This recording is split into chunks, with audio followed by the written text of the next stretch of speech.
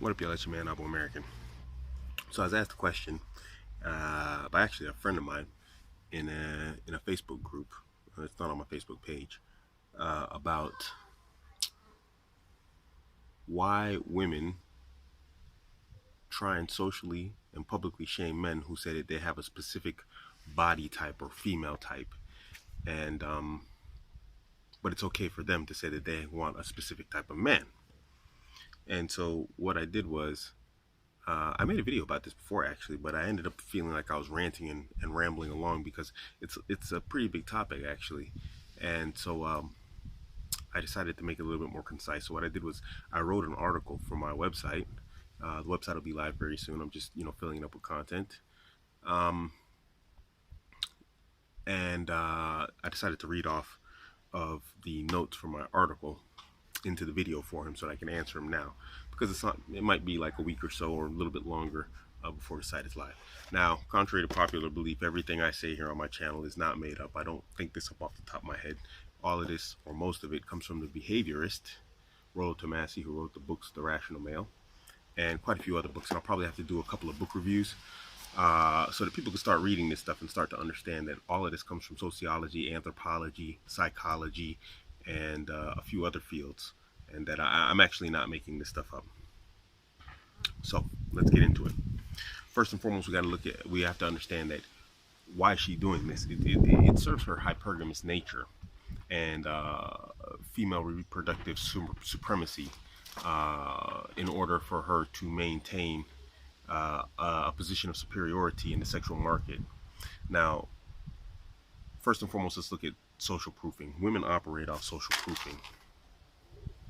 Now, when we speak of social proofing, I'm gonna go with the understanding that everybody knows what social proofing is, but I'm gonna explain it anyway. And if you don't understand this stuff, you should really be reading and trying to understand it because it affects you as a man. It affects you as a woman. Social proofing is where a woman decides on the value of a man and as to whether or not he has reproductive value based off of how others view him. Is he a man that other women want? And is he a man that other men want to be? So the perception from a woman is, if cat, what's up, man? Say what's up, chicken. If she doesn't want you, why would I want you? This is the basic precept of women. This is the basic concept. And this is why when you're single, you hear guys say all the time, I never saw a woman, no one wanted to talk to me. And then when you got a girl, especially a hot one, dudes are like, where are all these women coming from? All of a sudden I'm getting contention from women everywhere. It's social proofing. You have demonstrably shown value. If she wants him, there must be something good about him. And so now you have become attractive to her. Even if she doesn't actively want you for herself, she might be thinking, hey, I'm more attractive than the woman he's with, and he's not a bad looking man, and therefore, why can't I get him? So she might just try and steal you from her just for personal validation. Anyway, it's all about social proof. So that's one thing, it's social proof. Next, we need to look at sexual market value and competition anxiety. Now, excuse me while I flip through my notes here. Sexual market value for men and women work conversely. A woman's sexual market value is its highest from puberty up until about her mid-20s, so about 24, 25. This is when she is the most valuable to men in general. Now, this sexual market is just that, sexual market value. You can't equate this to personal value, professional, social value. No, we're just going pure sexual market value. Guys want to get with her because she's sexy and she looks good. We're going with absolute idealism here. She's not ugly, she's not fat, she's not deformed, she's not all these other issues and problems. There's weather kicking up when I'm trying to do my thing here. Now, a man's sexual market value is at his lowest from puberty to his mid-20s. It's when he has the least amount of resources. He's still developing himself, professionally and personally and socially. And his sexual market value is at his highest from like his 30s up until about his mid to late 40s. Now, there's a crossover point where sexual market is about the same, and that's in the early 30s. And you can see this, I'll post it here, is Rollo Tomassi, the author of the book. He puts the chart up there. Competition anxiety.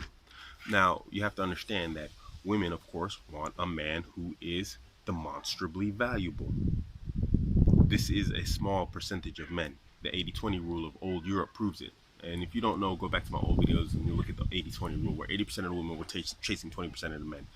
Women would rather be part of a large harem of a successful and desirable man than to be the monogamous wife to an average loser. Now, women passively understand that her competition for valuable men is from puberty up until menopause. That's her competition field. So women have a strong sense of competition. Don't believe they don't. They have a very strong sense of competition between themselves for a mate that is desirable. That desirable man. Now, we look at women being the sexual gatekeepers and selectors. What does this mean? I said this in a prior video, that women are the sexual gatekeepers of every society, and they're also the sexual selectors. Now, I didn't talk about that. Now, what is a sexual gatekeeper? Basically, the woman decides who has sex with her. She says, I want this guy, I'll have sex with him. A sexual gatekeeper. You do not have sex with her unless she wants to. Anything other than that is rape. They are also sexual selectors. That means when she's being the gatekeeper, she decides who gets to approach her. So if a man comes up and he's like, oh, hey, I think you're hot, I want to talk to you, can I get your number? And she either rejects or accepts men accordingly. She sexually selects the man that she is going to be the gatekeeper to. Anything other than this is coercion. So if she does not have the right to sexual gatekeeping and selection, mate selection, then this is rape and coercion. Two things which are opposed probably all over the world. I can't think of a society or culture where it's accepted to rape and coerce women into marriage and sex. Bringing all this together. Now, when we look at this as a great big picture, I think you already see it. If you come along and you are saying, I want a woman who's thin, I want a woman who's this particular weight, height, hair color, style, or whatever else, you are now becoming a sexual selector. You've taken that power from her. When you start doing this, you have put forward a slew of sexual disqualifiers. And women want to be the ones disqualifying. They want to be the sexual selectors. This gives them their sexual market value. A woman wants to always maintain that peak time from puberty up to her mid-20s. She wants to keep that. Let there be no question that she does not want to lose that supremacy in terms of what gives her her confidence and tries to alleviate her natural biological insecurities. And gentlemen, I don't care how hot she is, I don't care how confident she acts, she is supremely insecure. She has to be biologically, because if she wasn't, then she would think, oh, I'm okay, and she'd go outside with her hair all frizzed up and no makeup on or whatever else and frumpy clothes, and she wouldn't really give a damn. So she has to be insecure about how she looks, so that when she goes outside and men look at her, she's like, I know, or I hope that they are looking at me in a favorable way so that I can get the best possible mate. It's just a biological thing. Anyway, coming back on track to closing it all up. When you start disqualifying women, you take all that from them. You take her entire point of power away from her. She's no longer a sexual selector. You are now disqualifying women. How dare you? That's my job. You're supposed to approach me, and you are supposed to be either accepted or rejected by me. How dare you come into my realm and start doing this? Now, you might think that doesn't make sense, but you have to remember that women aren't thinking that men think different than them. And you can't think like a woman. Don't try to. She's seeing it from a social proofing stance. If he rejects me, other men are going to reject me from a social proofing stance, just like she says. If she doesn't want him, why the heck would I want him? But women fail to understand that men go with the ideology of one man's trash is another man's treasure, and in women even more so. This is a very, very basic breakdown of why they don't like you sexually disqualifying them. It removes their sexual market value. And women want to maintain their sexual market value as long as possible because that suits their hypergamous needs. She cannot maintain dominance from 24 on to menopause If you come along and start saying, oh, no single mothers, no women over 30, no this, no that, no fatties, whatever else, you're destroying her sexual market value, and she's going to get upset. Obviously, you know, it's like whoa, it's like being attacked. Men, we don't like to have our manhood attacked by women, and at the same time,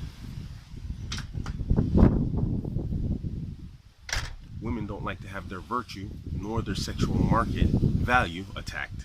And that's what you're doing when you start disqualifying women. And women have a better or a stronger sense of in-group loyalty in that sense.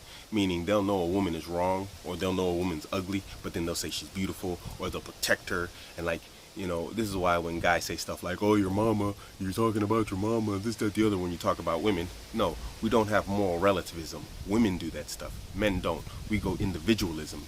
Women will protect women. And so even if she's not a woman who's disqualified by you, you're automatically attacking one of her homegirls that she can think of. She can personally, internalize the pain of her friend. And she's going to, of course, react accordingly. So I hope that answers your question. Like I said, everything can be found in this book here, Rational Male. It's a little bit more, as you can see, drawn out than what I explained. I condensed it. It's very, very small script inside here. But very good reading, and you should pick it up and take a look at it. This is your man, Abuamerican. Catch me on Instagram, Twitter, Facebook, all at Abuamerican. I'm out.